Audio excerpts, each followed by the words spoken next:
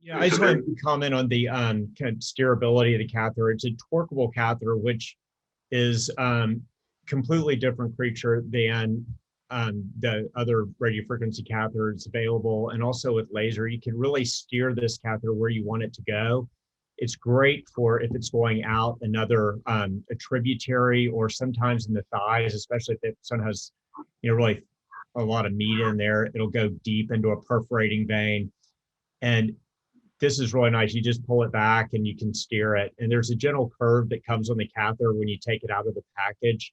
And I don't find the biggest time saving feature of this for me anyway. So my experience so the main thing with glue, the original feature that was supposed to be so attractive about it was supposed to be a less painful procedure. And that was the big part, is to be able to avoid the tumescent anesthesia. Well, when the original studies were done, they really found that there's no statistical difference between the pain level with RF versus the glue. The glue is not a painless procedure. The other thing with the glue is that they get a granulomatous phlebitis reaction after it that can really be unpleasant. And I did glue for a little while, but I did not like it. And it was more, it took a lot longer. The patients were less happy with it. And although I know cyanoacrylate's been used in the human body for a long time, when you do this, you just don't really need to leave a foreign body in somebody, especially one that's going to cause a significant reaction. And although they get over that, it's very unpleasant for people. So at any rate, I really prefer the radiofrequency ablation, really for the same reason that Dr. Gitter was saying. Years ago, I used to have people take it easy for a day or two. Now they routinely leave here and go to the gym. They can do whatever they want to do.